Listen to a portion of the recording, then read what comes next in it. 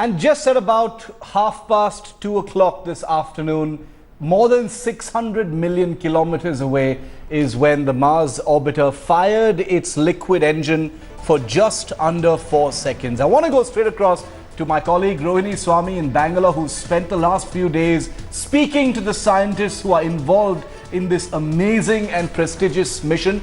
Rohini, the scientists couldn't have asked for a better 4 seconds of performance today of that engine. Everything went like clockwork, and now we're sitting just 48 hours, less than 48 hours as a matter of fact, Rohini, before that actual orbital insertion when history will be made. Absolutely. It was just not an exhilarating moment for the scientific community or the ISRO scientists for that matter, but all of us who have been closely watching the Mars mission. When I did try to call up ISRO scientists just when they were test firing it to ask if it was successful, on the phone he was so jubilant and he said 100% success. That's exactly the kind of precision, that's the kind of happiness, and more importantly, what they're trying to prove is that India can do it in its maiden attempt. That kind of energy that we've seen, especially in the ISRO headquarters, that also gets rubbed on to people who are watching it. What is most important is today was a very crucial day also because the test firing of the engine, this is what they will do finally on 24th, which is a red letter day. For 300 days, the engine was dormant. So test firing it and it responding to the command means that everything, and as we like to all say it, all is well. I'm here joined by Dr. R.C. Kapoor, sir. What we saw today, how significant is it in terms of test firing the liquid engine? Because everybody wants to know what is the next thing after this that happens on 24th. You have seen the India's best remote control and how effective it has been. So we are all witness to it, and we are all very happy, and I look forward to 24th September morning, when at 7:18 in the morning we are going to have a similar firing once again. That firing will last for 24 minutes. This one was for 4 seconds only. It was a test drive, but that is the real demonstration. And because today's thing has gone smoothly, almost as like textbook and with that precision, so I look forward to a very, very similar performance on the 24th morning. Sir, I remember when Chandrayaan, I spoke to you also during Chandrayaan at that time, it worked like clockwork, like a textbook, like you said. It was the precision was the word even at that point of time. It's the same thing, and that is what India is famous for. We do it accurately, we do it on time. We may have competition for Maven, but when we do it, because it's a maiden attempt for us, you think it'll work out successfully for us? We don't say yes we can, we say we do. Right? Yeah, so that's what I believe in. We have done it, we'll do it again. So this is, although ISRO is saying that this is their test drive and a sort of a capability test, of course it's a march towards self-reliance. But of course there is a payload of 5 equipments. That is also going to do something, and there will be sufficient science flowing from it. And I feel that everything goes as it has been sort of planned and assumed, and also it's going to happen the same way. You're talking about the payloads. Let me also ask you a question. What is expected in terms of what can come up from Mars? We're looking at lots of investigations, geological investigations, multiple things, the air, the atmosphere around Mars. That's a lot of research that we have sat down on Earth and we have discussed, but this time they can actually bring back samples, or they can get some kind of data that will be aired back that they can possibly use and share information with the world. Yes, actually those 5 equipments, they have different kinds of jobs to do. Mineralogy mapping, picture taking, and taking measurements of the atmosphere of Mars. Mars has a very thin atmosphere, but the real equipment is methane sensor. Why methane? Because methane is one of the essential components of life forms. So detecting methane is going to pay rich dividends, and we are hoping that there is a positive signal about it, because there have been different results in the few observations in the recent past. So like you say, Shiv, here in this textbook, the biggest chapter is that of methane. Knowing what is methane, what can be got out of it. So that is what is going to be found out, especially in this Mars mission. And to the common man also, there's a lot of interest about this. Well, there's a huge amount of interest, and why not? Rohini, just stay with us for a moment.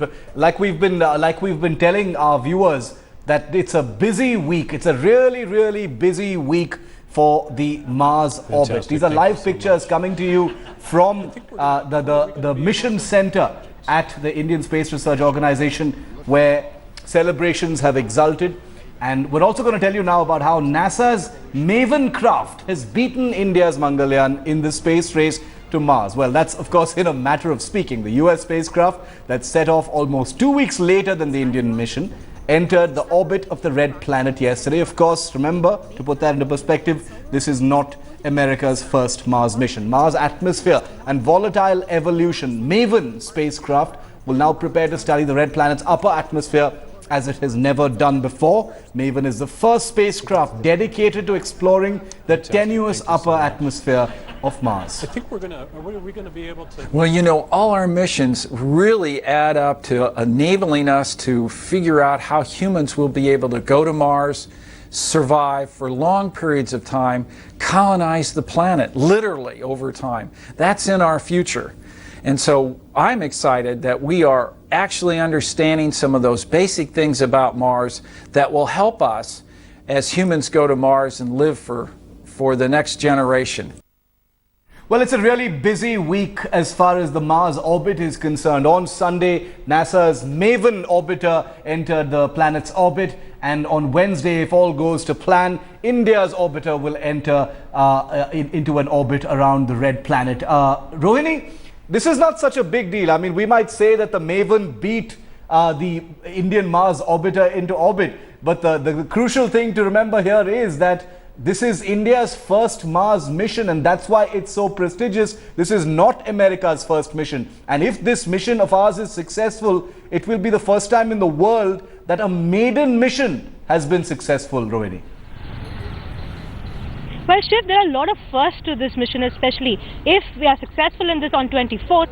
India not only becomes the first country to have a successful Mars mission in the world in its maiden attempt, India will also be the first Asian country to have a Mars mission, and more importantly, it will be the first country to have the most cost-effective mission. Like we have had this Prime Minister, Mr. Narendra Modi, said it's not as expensive as the Hollywood movie Gravity. So if we can manage to do this, then India also proves in one point it's been the most cost-effective mission. Like I also bring in Dr. Kapoor in this.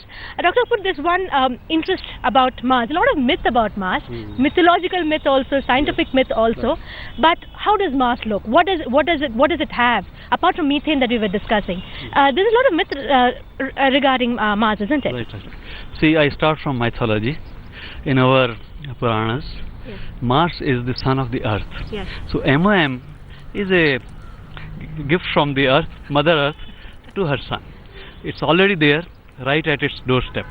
And on 24th morning, I'm sure the gift will be duly wrapped and then delivered. I remember when I spoke to Mr. Anodray from ISRO, he had said it's like a baby. It's right, like a Martian baby. That's what he called it, because then he said the spacecraft is the mother, and finally we'll find our Indian Martian baby on the Mars orbit.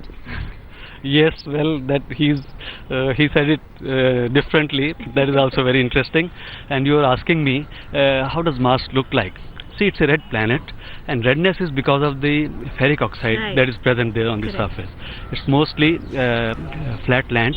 Up and down will be there. And there was water on Mars. That there is sufficient evidence to that. Curiosity has found claying evidence. Obviously, that suggests that their water flowed over Mars. Right. That was more than 1 billion years ago.